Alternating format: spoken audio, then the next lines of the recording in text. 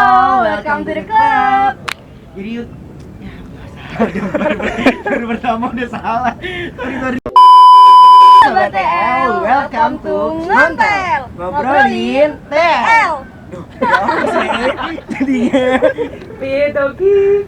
Ulang. Jadi selama 20 menit ini kita cuma opening ya guys ya.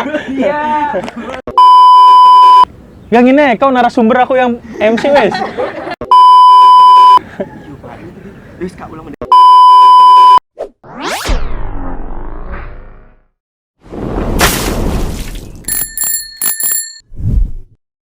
Hai Sobat TL, welcome to Ngontel, ngobrolin TL. Bareng aku Bagas Krisna, kan bisa manggil aku Bagas aja. Cupang. Enggak, Bagas aja. Dan aku Dea Kirana, kalian bisa manggil aku Dea. Nah oke, dengan Mas Bagas dan Mbak Dea. Oke, tapi kali ini buat podcast yang pertama ini kita nggak sendiri Jadi kita di sini bakalan ditemenin seorang yang emang menurut kita emang tahu lah ya tentang TL sedikit banyak sih. Tapi ya sedikit sebenarnya, cuman banyak sih, bisa dibilang banyak. Jadi ya kita nggak sendiri nih Mbak Dea. Pokoknya. Mungkin biar gak lama-lama bisa kita langsung panggil aja kali Mas Bagas ya. Oke, bisa kita langsung panggil kali.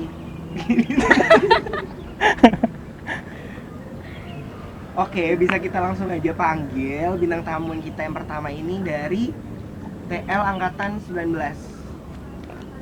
Mas Arya Pradipta. Jeng, celing. Ya, halo Mas Bagas, Mbak Dea.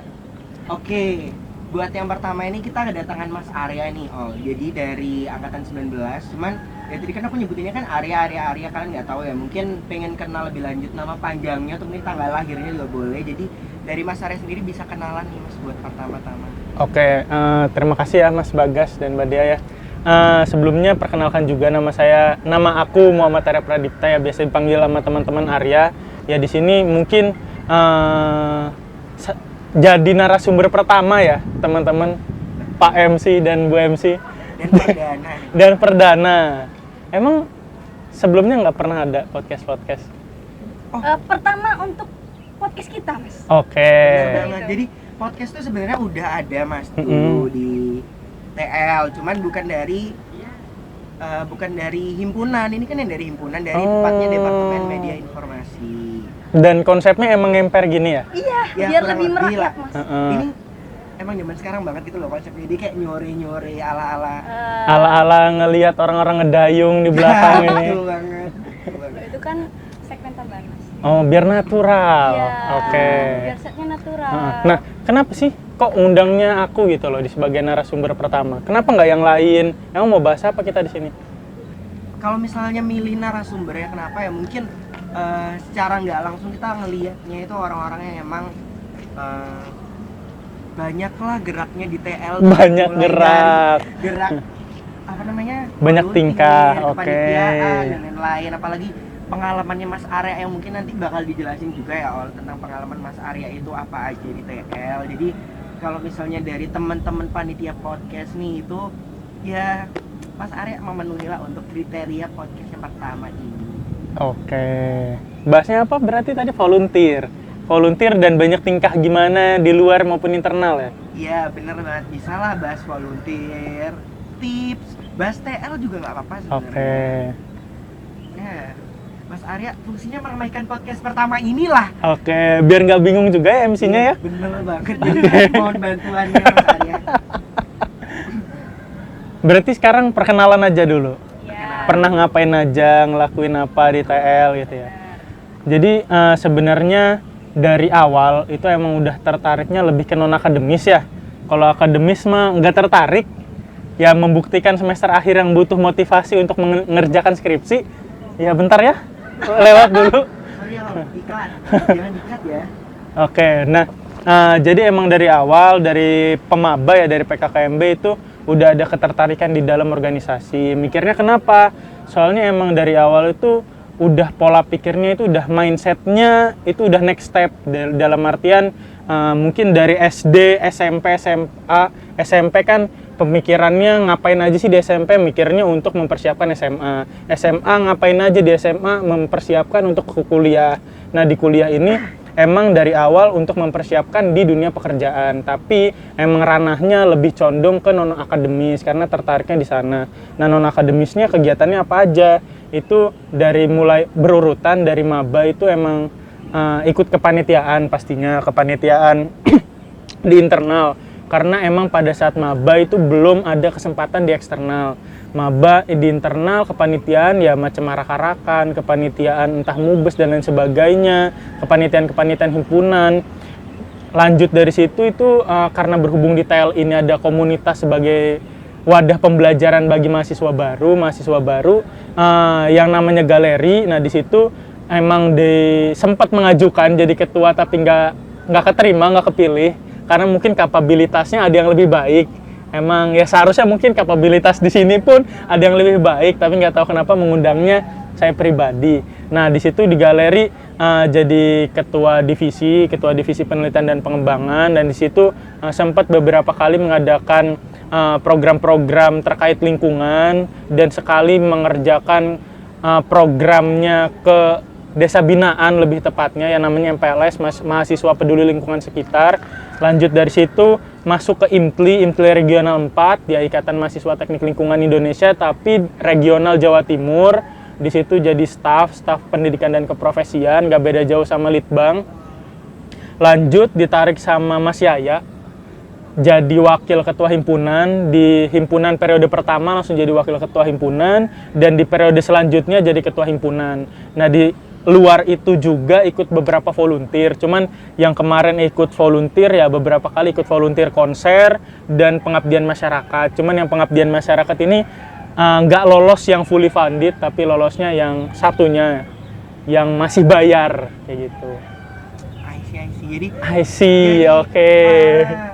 Mas Arya ini emang orangnya yang non akademis banget gitu ya. Kalau non akademis emang totalitas banget. Iya, kalau akademis karena kan nggak pinter ya, bodoh ya. Kalau akademis, jadi lebih memilih non akademis saja. Kan harus ada salah satu yang ditonjolkan. Betul. Cuman disclaimer, nggak ada orang bodoh. Yang penting kita berusaha aja. Iya. Oh my god. Barusan kan Mas kan nonjolin non akademisnya ya, Oke. mungkin kayak ngelatih soft skill gimana kan semasa kuliah perlu banget buat dilatih. Nanti keluar dari dunia kuliah di dunia kerja. Nah, untuk ngomongin akademis deh, sebelum masuk teknik lingkungan, gambaran Mas Arya tuh apa sih, kayak teknik lingkungan tuh bakal ngapain, dan setelah menjalani sekarang di semester akhir, apakah pandangan yang awal tuh berbeda atau kayak gimana Mas? Oke, sebenarnya dari awal emang udah ketertarikannya di teknik lingkungan. Karena yang pertama di angkatan 2019 kan UTBK itu keluar nilai dulu baru milih universitasnya. Karena nilainya itu lebih condongnya ke kimia dan biologi awalnya. Jadinya lebih milih teknik lingkungan dibandingkan teknik-teknik yang lain. Nah, teknik lingkungan sih emang dari awal udah mandangnya yang ketertarikannya itu yang pasti, ada capung. Sorry guys. Nah, jadi emang dari awal udah mikirnya prospek kerja di teknik lingkungan itu udah cukup besar, makanya tertarik. Karena balik lagi emang orangnya money oriented dalam artian emang menjalani semuanya itu persiapannya untuk kerja. Jadi lebih memilih teknik lingkungan dibandingkan jurusan-jurusan yang lain. Emang gambarannya udah ada di K3, pengolahan limbah dan lain sebagainya. Dan ternyata pada saat ngejalaninnya ternyata emang tepat khususnya di TLUPN sendiri, karena kalau TLUPN Jogja itu kan lebih fokusnya ke pertambangan, yang dimana itu udah udah terfokuskan ke pertambangan, sedangkan kalau di TLUPN sendiri kan lebih ke air, lebih pengolahan air limbah, air minum dan lain sebagainya, dan itu kan lebih general, jadi untuk prospek kerjanya juga semakin besar juga, dan bisa juga ngurusin dokumen karena ada matkul AMDAL dan lain sebagainya. Jadi sejauh ini dari ekspektasi dan realita itu masih selaras lah, masih sesuai dengan harapan kayak gitu. Cuman buat masalah lulusnya ini yang belum tentu sesuai harapan.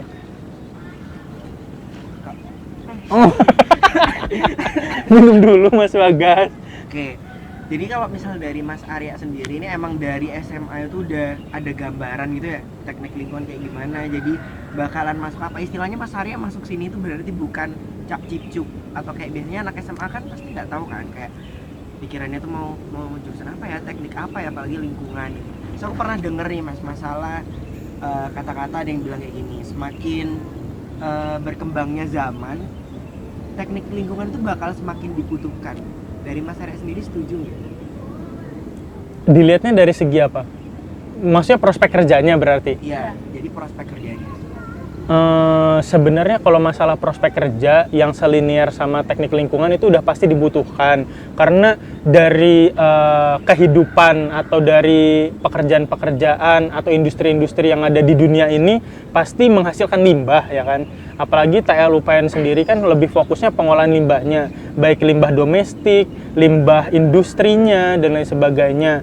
Akhirnya kan kita dapat tugas-tugas perancangan IPAL, IPAM dan lain sebagainya yang dimana itu sesuai dengan perkembangan zaman dan dilihat sekarang semakin tahun itu kan semakin banyak pabrik-pabrik di luar sana. Jadi itu masih selaras dan akan semakin lebih banyak lagi itu limbah yang dihasilkan, otomatis kan SDM teknik lingkungan itu semakin dibutuhkan. Jadi itulah makanya buat maba-maba juga, buat masalah yang masih bingung memilih jurusan apa, ya teknik lingkungan ini bisa menjadi salah satu alternatif juga buat teman-teman untuk dipilih lah.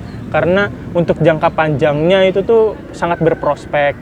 Bisa juga menguruskan dokumen AMDAL, UKL, UPL, Pertek terkait lingkungan.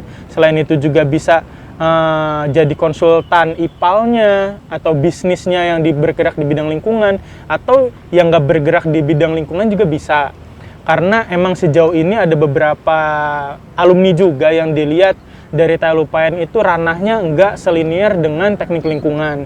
Bisa jadi buka bisnis pribadi atau event organizer. Bener ya, organizer ya penyebutannya, organizer dan buka bisnis pribadi. Jadi di luar ruang lingkup yang selinier dengan teknik lingkungan itu masih bisa juga mengerjakan kegiatan-kegiatan atau kerja di luar bidang TL. Karena jujur sebenarnya lebih tertarik bekerja di luar bidang TL karena emang mungkin udah kebiasaannya di non akademis dan bergerak di bidang organisasi. Udah biasa menjalankan kepanitiaan, program-program kerja, jadi lebih tertariknya tuh lebih ke IO, mengadakan sebuah event itu lebih tertarik karena emang udah senangnya di sana karena udah sering juga bergerak di bidang sana, dan di sana pun kayaknya uangnya juga cukup besar gitu loh. Jadi tertarik juga ke sana, dan khususnya juga sebenarnya ya tertarik juga lah di bidang konser dan sebagainya karena beberapa kali sempat ikut volunteer di bidang konser kayak gitu. Bahkan sempat juga tertarik bergerak di startup di bidang pengabdian masyarakat karena ngelihat sekarang banyak NGO atau LSM yang emang mengadakan program-program pengabdian masyarakat yang mungkin bisa teman-teman ikutin juga, khususnya mahasiswa, karena di jenjang mahasiswa ini saya rasa udah cukup matang lah untuk melakukan pengabdian masyarakat, dan itu ada program-program yang emang gratis bahkan ke luar keluar pulau Jawa, bahkan di Pulau Jawa sendiri itu juga udah banyak. Jadi pengen sih emang geraknya di bidang non akademis kayak gitu. Mas, tadi kan Mas Arya bilang mengenai ini apa, lebih tertarik non akademis ya, dan tadi kayaknya pengalamannya Mas udah masih sedikit, enggak. Menurut aku sih udah cukup banyak Okay. ya daripada aku sendiri ya. Nah, itu untuk time management dan life skill apa yang Mas Arya persiapkan mungkin atau dapatkan setelah join kepanitiaan dan volunteer tadi? Oke, lumayan ya pertanyaannya. Kalau apa tadi? Time management, masalah manajemen waktu ya. Sebenarnya ini nggak cocok juga sebenarnya kalau aku pribadi ngomong manajemen waktu, karena manajemen waktu aku pribadi itu masih acak-acakan. Tapi yang biasa dilakuin dan biasa orang ngomong, motivator ngomong, time management itu tergantung dari skala prioritas. Kita harus memprioritaskan yang mana dulu, dan ada beberapa tipe sih sebenarnya skala prioritas, cuman aku lupa, mungkin nanti bisa dicari-cari juga buat teman-teman. Kalau misalkan maksudnya skala prioritas, menggunakan skala prioritas untuk time management, akhirnya kan ada yang didahulukan untuk mengerjakan hal tersebut. Akhirnya kayak contoh lah, di sini ada kayak kemarin jadi ketua gitu ya, jadi ketua himpunan. Pas jadi ketua himpunan juga kan lagi momennya semester tua juga, karena detail juga pas jadi ketua himpunan itu udah semester tua, udah semester 6 menuju 7, dan akhir periodenya juga ya semester 7 itu baru selesai periodenya. Nah di semester 6 dan semester 7 itu kan banyak tugas-tugas yang krusial juga lah di dalam akademis, entah metodologi penelitian, tugas perancangan, khususnya di TL kan ada tugas perancangan juga. Nah itu ya jujur kalau dibilang keteteran, apalagi pada saat di periode aku jadi ketua itu kan ada program-program yang cukup besar juga ya. Mungkin teman-teman bisa lihat juga ini ketua pelaksana dan PJ-PJ-nya yaitu IKAF, terus ada juga program kaderisasi yang sempat viral juga di TikTok kalau teman-teman tahu program kaderisasinya. Iya betul, yang cukup mengejutkan ya sebagai ketua, cara menanggapinya seperti apa. Nah, jadi untuk memanajemennya ya pasti di dalam waktu 1 minggu itu ya harus memprioritaskan. Ada yang memprioritaskan untuk memikirkan strategi organisasi ke depannya harus kayak gimana, karena ada problem-problem yang tidak terduga ya. Salah satunya tadi yang kaderisasi viral, yang stigma orang-orang negatif padahal itu acara senang-senang. Terus ada beberapa problem juga terkait masalah eventnya. Akhirnya di sini dalam 1 minggu itu kan ada membagi prioritaskan untuk beberapa hari masalah akademis dan beberapa hari masalah non akademis. Itu secara formulanya. Cuman untuk pengaplikasiannya ya belum tentu berhasil, cuman ya itu patennya seperti itulah. Kita di weekend bisa memprioritaskan masalah akademis dan yang weekdays-nya bisa juga menguruskan masalah menyicil akademis dan masalah non akademisnya, entah rapat-rapat dan lain sebagainya. Karena kemarin juga cukup menguras tenaga juga mengurus organisasi, karena emang banyak mau ya ketuanya ya. Ketua himpunannya banyak mau. Ketua himpunannya banyak mau, jadi mengadakan event-event yang cukup besar juga, dan alhamdulillahnya terlaksana dan lancar dan nggak negatif juga, nggak defisit juga hasilnya, dan itu sangat memuaskan lah buat para pengurus, khususnya para panitia juga.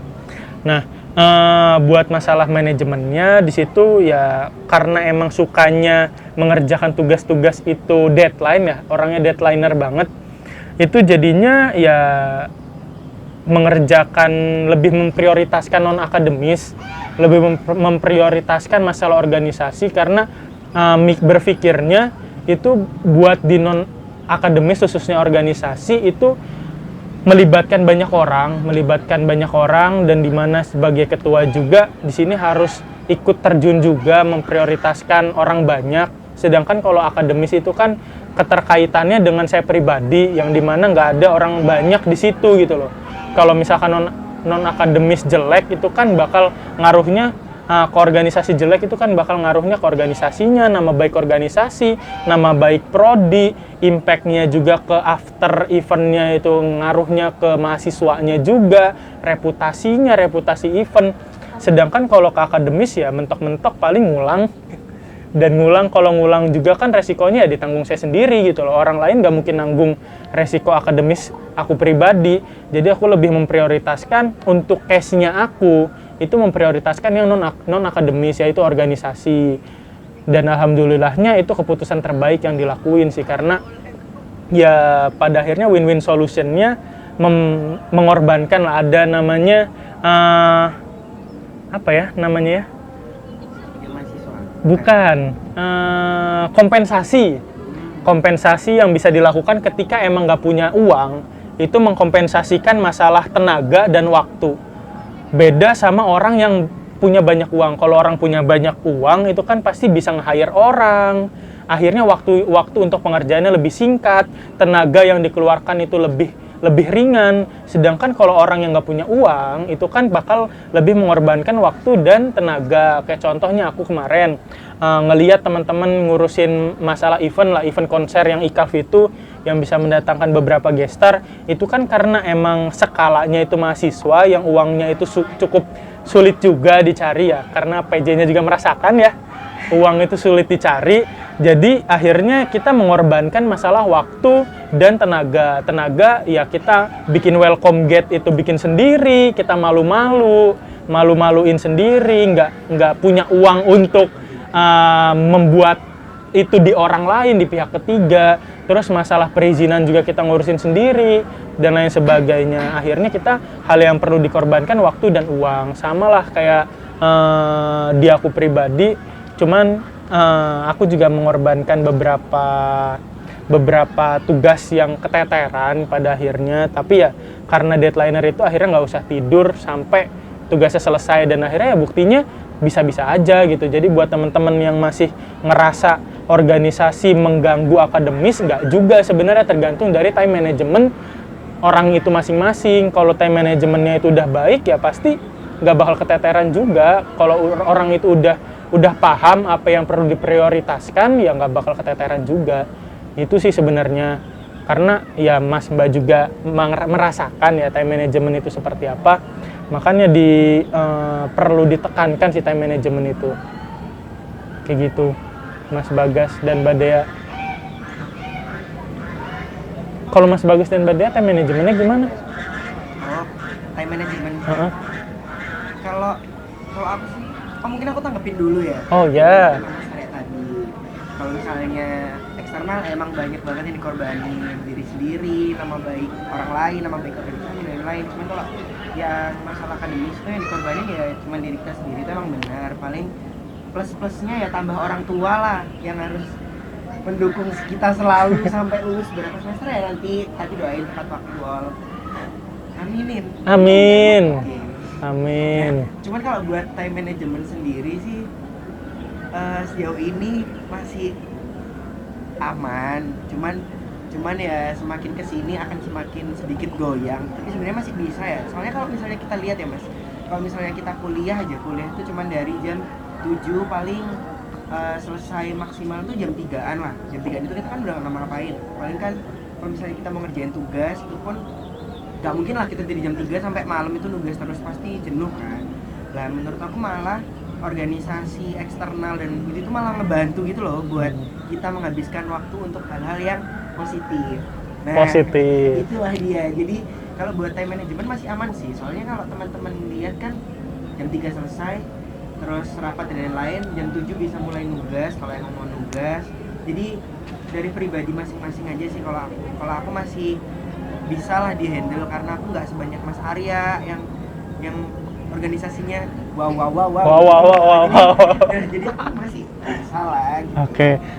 Emang ya daripada setelah kuliah digunakan dengan kegiatan negatif ya, contohnya apa itu pacaran ya kayak gitu ya. Mending kan organisasi mempersiapkan ke dunia kerja juga. Betul banget.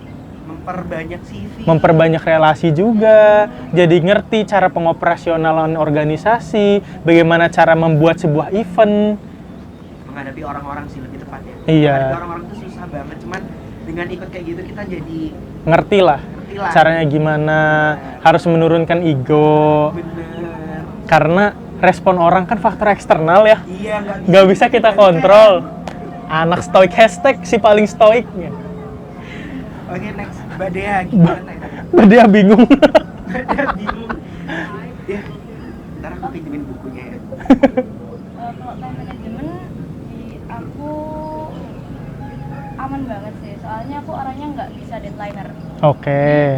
Mungkin keduanya ini deadliner ya, kalau aku nggak bisa. Jadi aku tuh tipe yang menyicil tugas. Oke. Jadi dari awal tuh pasti aku nyicil tugas, ya pasti ada rasa malesnya, nggak moodnya ada, tapi pasti sebisa mungkin aku cicil tugasnya.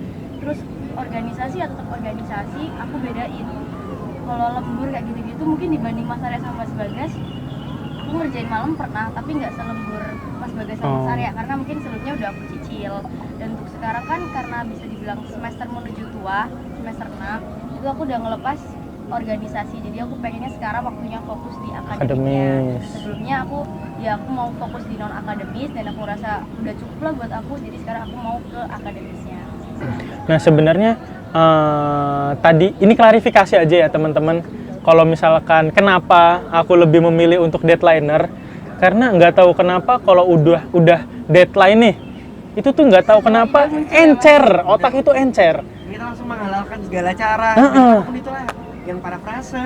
Shortcutnya kayak gimana? Minta baca mah tinggal copy paste, nggak perlu ngegambar AutoCAD ya salah satunya. Tapi nggak usah ditiru guys, jadinya bodoh.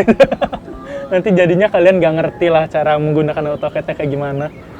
Ya, ini bener sih. Cuman kalau kita simpulin dari jawaban kita bertiga ya, artinya ngerti kapasitas diri aja. Iya, Kayak ngerti kalau- kapasitas kalau diri. misalnya sudah menjelang semester tua dan menurut kalian udah mulai keteteran ya kayak Mbak Dea ngelepas salah satunya, bisa lah kalian pasti udah besar ya. Jadi udah ngerti lah kapasitas diri sampai mana. Kalau analoginya yang biasa Mas Bagas omongin teman-teman, jadi ibaratnya gelas ya, gelas 300 mili nih. Misal gelas 300 mili, kapasitasmu itu ibaratnya gelas 300 mili.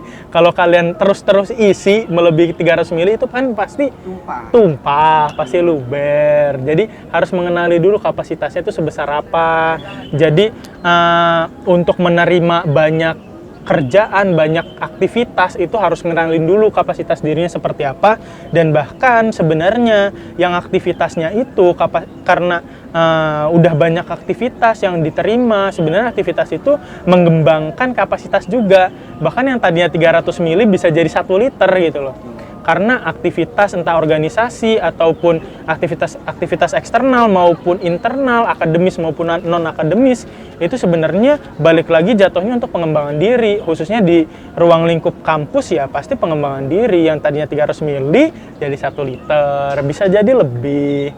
Karena ya nggak mungkin lah orang datang ke kampus juga yang sebenarnya bisa orang yang tidak mempunyai apa-apa, tidak mempunyai bekal apa-apa, jadi ngerti apa-apa. Karena berdasarkan pengalaman aku pribadi, sebenarnya aku di SMA ya nggak ngerti apa-apa, nggak punya pengalaman organisasi, tapi buktinya ya di kampus ini, di kuliah ini ya bisa jadi ketua himpunan, bisa jadi wakil ketua himpunan, bisa ikut organisasi-organisasi lain, bisa ikut volunteer lain. Karena aku lebih senang aku capek-capek dulu, terus ketika udah ngerasa pantas, ngerasa bekalnya udah cukup, tinggal nuai hasilnya.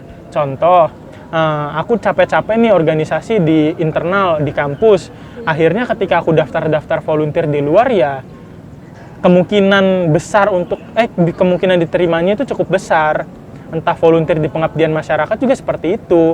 Kemungkinan keterimanya udah besar karena punya pengalaman dan punya bekal yang udah cukup gitu. Jadi mungkin teman-teman juga bisa mempertimbangkan lah organisasi ini menjadi salah satu opsi untuk pengembangan diri seperti itu. Dan sempat juga melihat ada jurnal yang menyebutkan bahwasannya poin-poin yang diperlukan untuk di dunia pekerjaan itu dari poin 1 sampai ke 17, poin belasan itu adalah soft skill yang dimana pengembangannya itu ya nggak ada di kelas gitu loh pengembangannya, kecuali hard skill kan entah bagaimana skill menggunakan Microsoft Word, Excel, terus menggunakan AutoCAD, bagaimana cara menghitung untuk merancang tugas perancangan, ya itu hard skill. Tapi kalau soft skill kan pengembangan diri, entah bagaimana caranya memimpin, time management, terus pola pikir lainnya, soft skill yang lainnya, public speaking, itu kan ada di ranahnya luar kelas gitu loh. Dan salah satunya yang bisa kita reach untuk mahasiswa, khususnya mahasiswa baru juga ya, organisasi-organisasi atau komunitas terdekat. Ya komunitas dan organisasi terdekat ya di ranahnya jurusan ada himpunan, di ranahnya fakultas ada BEM, di ranahnya universitas ya ada BEMU, ada MPM dan lain sebagainya ya. Dan itu jadi opsi lah buat teman-teman semuanya untuk mengembangkan diri temennya masing-masing kayak gitu. Oke, tadi kan dari Mas Arya udah jelasin kan benefitnya apa aja dan mungkin perubahannya yang signifikan dari Mas Arya sendiri. Cuman kalau misal dari Mas Arya sendiri itu buat ngejalanin hal-hal itulah, buat ngejalanin ikut ini, ikut itu, dan Mas Arya ngecapai ini, ngecapai itu yang Mas Arya pakai atau yang Mas Arya pegang prinsip apapun itu apa yang bisa membantu Mas Arya sampai di sana? Oke, jadi pada intinya kan bagaimana caranya untuk mencapai tujuan-tujuan lah, karena kan balik lagi tujuannya tadi yang udah aku sebutin kan untuk mempersiapkan ke dunia pekerjaan, dan aku lebih memilih yang non akademis ya, yang organisasi-organisasi. Dan karena kebetulan di portofolio juga sempat menjadi beberapa yang memiliki beberapa jabatan di organisasi lah. Salah satunya ketua himpunan. Dan bagaimana sih caranya untuk mencapai hal tersebut? Nah, sebenarnya ini ada salah satu pola pikir yang aku dapatin itu pada saat dikaderisasi, pada saat aku dikader di TEL ini, yaitu namanya pola pikir prestatif. Pola pikir prestatif itu bagaimana caranya kita yang punya tujuan itu untuk menganalisa, mengobservasi cara-cara seperti apa untuk mencapai tujuan tersebut. Nah, kayak pada saat di awal aku emang di maba, pada saat mahasiswa baru itu udah ada keinginan untuk untuk menjadi ketua himpunan. Itu udah ada pemikiran dan udah ada keinginan lah untuk menjadi ketua himpunan. Nah, itu tujuanku. Karena aku udah punya pola pikir prestatif, akhirnya aku menganalisa bagaimana sih caranya untuk menjadi ketua himpunan. Nah, pada saat itu caranya yang pasti aku tuh harus memiliki pemikiran-pemikiran yang kritis lah, memiliki pemikiran kritis, memiliki pemahaman-pemahaman terkait event-event, memiliki pemahaman terkait himpunannya, organisasinya, dan yang paling penting pada saat itu mungkin analisa aku pada saat itu, aku melihat bahwasannya ketua himpunan yang ada di TL itu biasanya terpilih setelah dia menjabat jadi wakil ketua himpunan. Ya mungkin itu analisanya karena ketika jadi wakil, orang-orang udah percaya kinerja wakil itu seperti apa, akhirnya mau memilih wakil tersebut diangkat jadi ketua. Orang-orang mungkin percaya seperti itu. Nah, akhirnya aku lihat juga bagaimana sih caranya menjadi wakil ketua himpunan. Nah, sedangkan wakil ketua himpunan itu hak prerogatif dari ketua himpunan. Nah, pada saat itu ya akhirnya menunjukkan kapabilitasku ke depan pengurus dan ke depan, khususnya ke depan Mas Yaya yang pada saat itu jadi wakil ketua himpunan gitu loh. Aku menunjukkan lah bagaimana caranya aku menghandle sebuah event. Ya pada saat itu aku menunjukkannya juga di arak-arakan, karena pas itu jadi ketua juga, menjalankan arak-arakan itu seperti apa, dan aku juga aktif di luar juga di IMTLI. Aku juga nunjukin ke pengurus-pengurus IMTLI juga bagaimana cara menghandlenya. Pada saat itu kan aku di IMTLI Regional 4 mengadakan webinar karena pada saat itu pandemi, dan webinar karena pada saat itu nggak bisa diadakan acara secara offline. Akhirnya dia lakukan lah webinar, dibikin webinar. Pada saat itu nggak ada anggarannya nol. Tapi pada saat itu aku webinarnya bisa mengundang dua pemateri dari LSM yang cukup besar, yaitu Greenpeace dan Climate Reality Indonesia. Dan itu LSM yang bergerak di bidang lingkungan, khususnya krisis iklim yang cukup besar lah, ruang lingkupnya udah dunia bahkan. Dan aku bisa mengundang mereka secara gratis.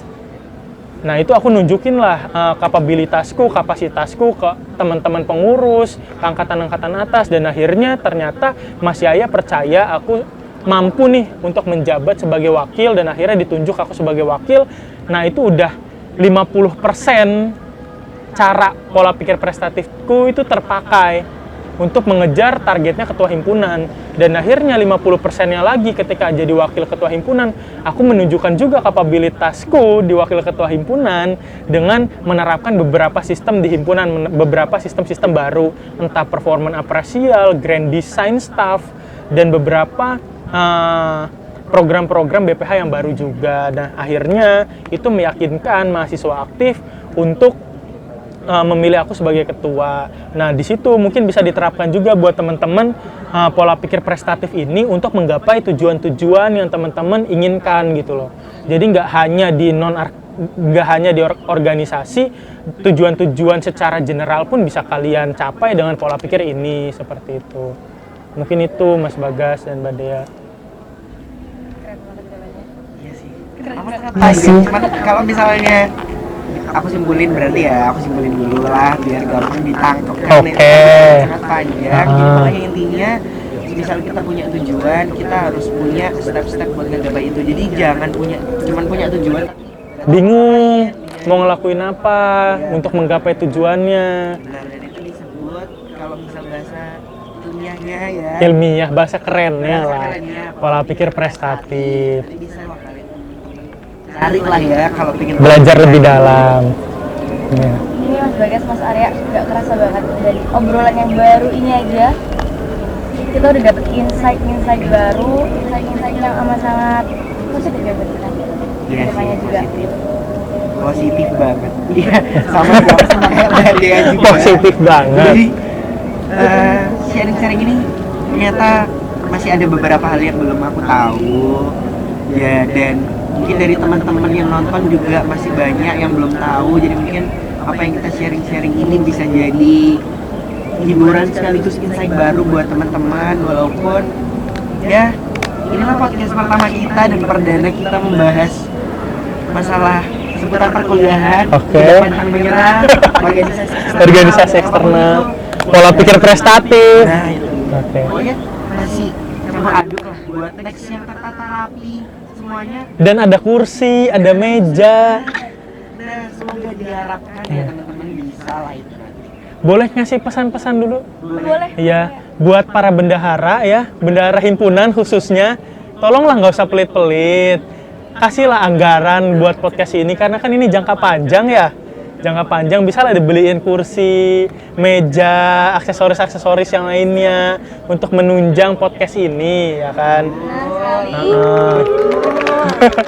Nah, sama satu lagi sih sebenarnya mau minta maaf juga kalau misalkan tadi ada bahasa-bahasa yang sulit dicerna karena emang sebenarnya menyederhanakan apa yang ingin disampaikan itu cukup sulit ya. Karena memanusiakan bahasa agar dicerna. Tuh kan ini aja susah ngomong ya kan.